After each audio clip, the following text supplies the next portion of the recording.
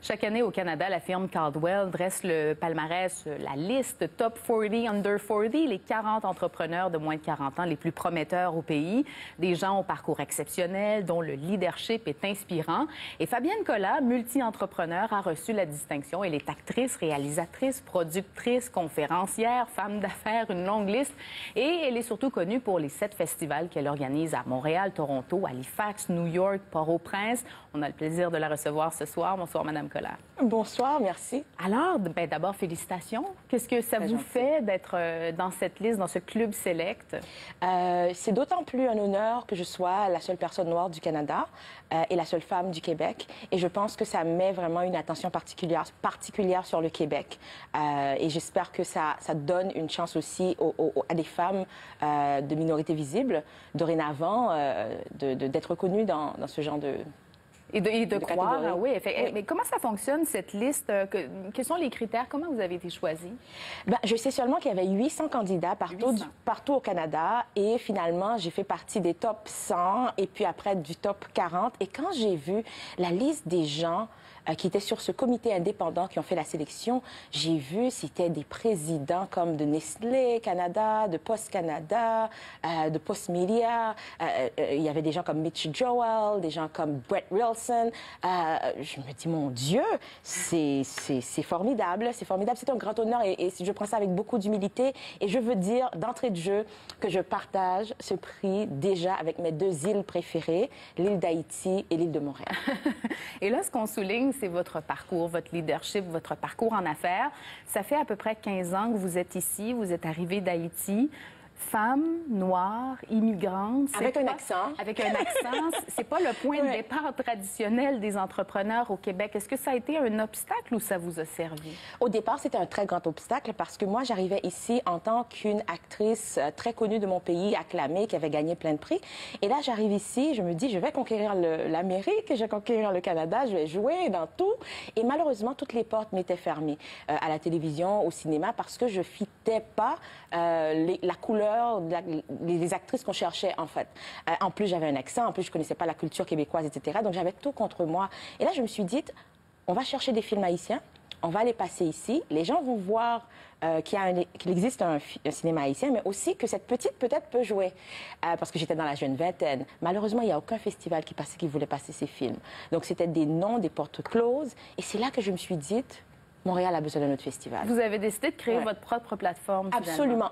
Au départ, d'une frustration personnelle, et c'est là que je dis toujours dans mes conférences, c'est bien d'être frustré, ne restez pas frustré, utilisez ça pour faire quelque chose de positif. Dans mon cas, on a recréé la Fondation Fabienne Collat, qui existait déjà en Haïti, dans le but de promouvoir et soutenir la diversité à travers les arts.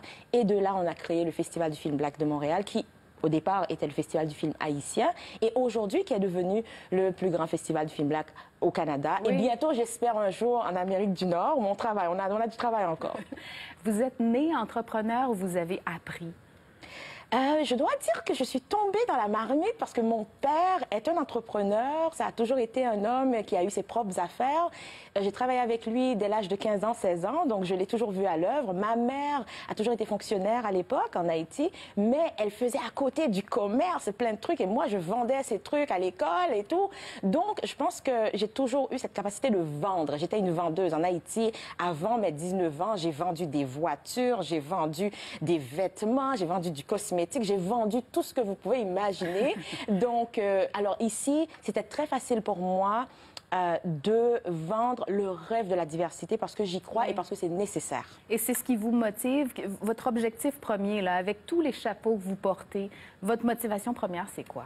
Ma motivation première, c'est de créer des plateformes pour des artistes comme moi à l'époque, qui ne sont ni vus ni entendus, qui n'en ont pas de plateforme, qui sont invisibles.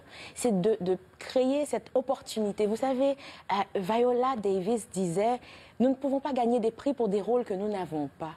S'il n'y a pas d'opportunité, eh bien, ces gens-là vont pas arriver à performer. Donc, moi, ma raison d'être, tous les jours, je me lève le matin, c'est quelle plateforme qu'on peut créer, quelle plateforme qu'on peut solidifier, quel partenaire qu'on peut amener pour essayer d'amener plus loin nos efforts, pour inclure un peu plus. Et je suis très contente que depuis 2006, on a réussi à promouvoir, donner une plateforme à près de 2000 artistes et on a reçu dans tous nos festivals partout dans le monde, je peux dire Canada, États-Unis, Haïti, près d'1 million de festivaliers quand même, c'est pas rien et c'est grâce à vous tous ici. Vous avez fait un discours très positif, vous êtes même devenu une source d'inspiration pour bien des gens. Vous voyez ça comment? C'est une responsabilité? C'est pas un fardeau? Je pense que... non, c'est pas un fardeau du tout. C'est sûr qu'il y a beaucoup de poids sur mes épaules par moment. Je sens que je suis investie de cette confiance de plusieurs personnes, mais c'est une responsabilité pour moi. Je pense que quand vous êtes dans une position où vous avez une voix, il faut l'utiliser pour d'autres. Martin Luther King disait, bien, votre vie commence à devenir vraiment sans raison d'être à partir du moment que vous décidez de ne pas utiliser votre voix pour des causes qui valent la peine. Et je pense que la cause de l'inclusion et de la diversité est une cause noble et de plus en plus de gens s'y intéressent et s'y investissent. Ça, c'est intéressant. Il nous reste peu de temps, Madame Colas. Si vous aviez un conseil à donner aux entrepreneurs de la relève, vous leur diriez quoi? Bien, de foncer, de commencer, de ne pas se faire avec les gens qui les traitent de fous. Vous savez, au début, les gens vont vous dire pourquoi vous voulez faire ça? Et après, ils vont vous dire comment vous arrivez à faire ça. Ayez un plan clair, foncez, ayez une vision claire parce que le monde laissera toujours passer celui qui sait où il va. C'est mon père qui m'a dit ça. Madame Colas, merci beaucoup d'avoir été là. Merci à vous.